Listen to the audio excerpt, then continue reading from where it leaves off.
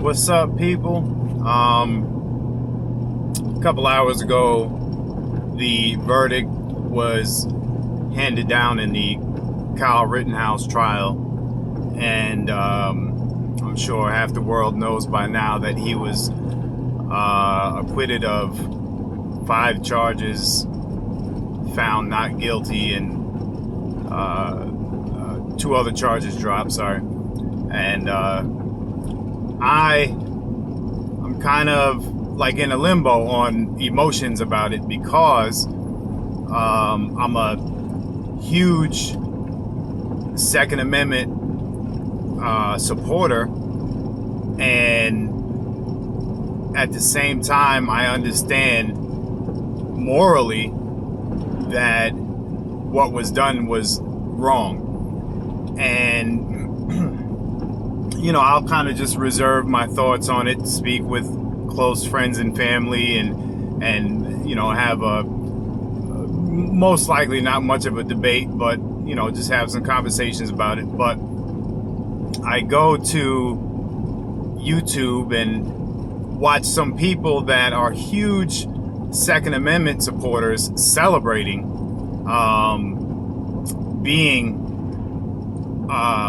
that Kyle Rittenhouse was set free of all charges, and it kind of angered me because you're in a celebration for somebody that completely disregarded the certain responsibilities that come along with the Second Amendment in term, and I can't agree with that, and I can't. I'm not a keyboard bully or I'm not gonna throw in my opinion on everybody's page, and discredit and make enemy of anybody. But just to let you understand that we, as Second Amendment supporters, have to do it responsibly. You have a responsibility.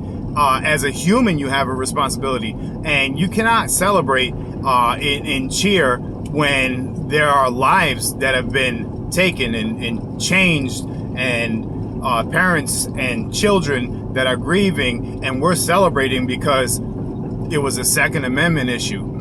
It was a human life issue, and I think that young man was in the wrong in so many ways, and the charges that were brought against him could be manipulated under some U.S. laws, and I can't take that as a time for celebration. I can't take that as a means to say, yes, Second Amendment, like we still have it or something, it's not going to be budged or it's strong. People are dead, bro.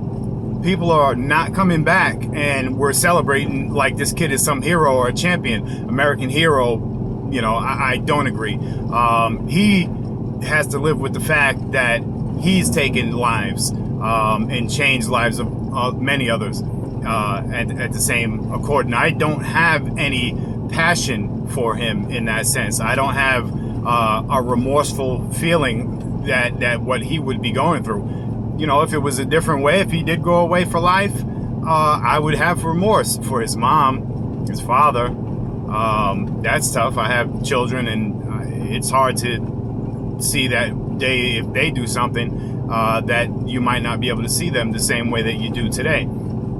So in that way, but now first of all, the city itself and many others, I don't know what's going to go on tonight, and I feel that these knuckleheads, because not every gun owner, I don't want to say Second Amendment supporter, because not every gun owner is going to have a sensible way to look at this. And there's going to be people that think, okay, he got away with it, let's go, shoot him up. I'm going to get away with it too. All kinds of fires are going to be started, and I don't mean that in a literal term. All kinds of hell is going to break loose because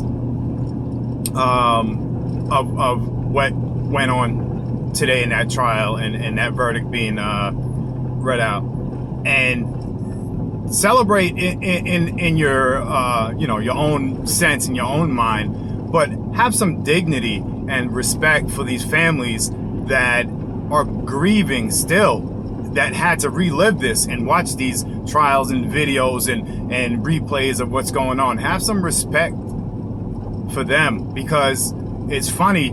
I don't want to bring this into a racial side, but they were out there protesting for Black Lives Matter.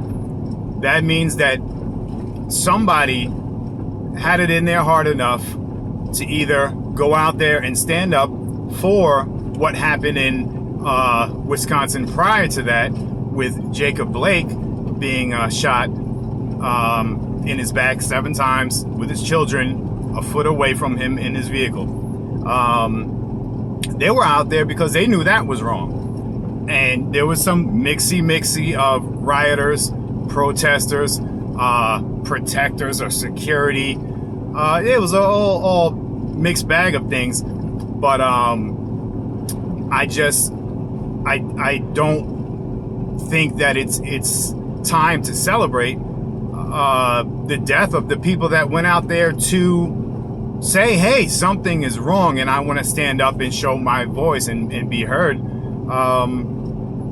on that prior case. And it's such a waste, because I'm an American. I was born in America. I'm gonna die in America. But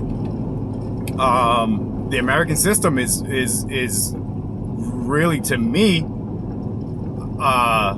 not credible after this. This to me was just like, wow, man.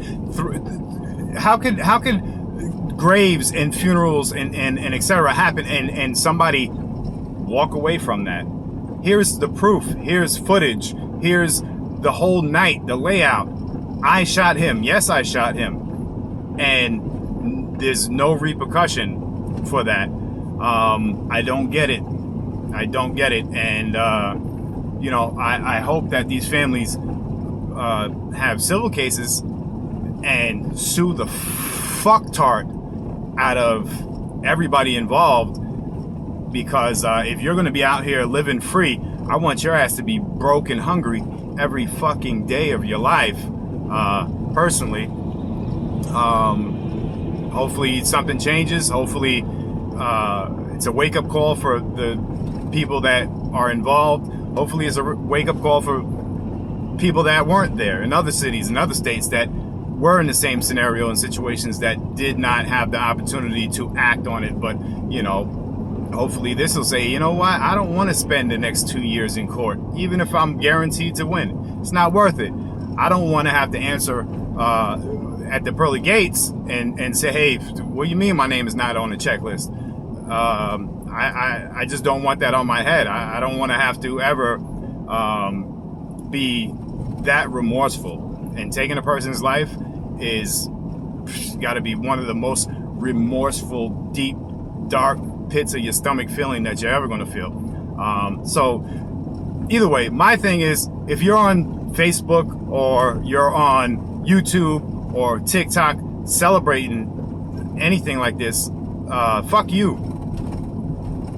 Mellow out, be humble, understand that it doesn't work in everybody's favor, and give these families time now for the second time to grieve over what they've lost, and grow up, if I can say that. Grow up about it. And if you are a Second Amendment supporter, be responsible, and do not, you look as dumb as anybody. Do not support those who are not responsible, because they're making it more difficult for the ones who are. So either way, peace, y'all.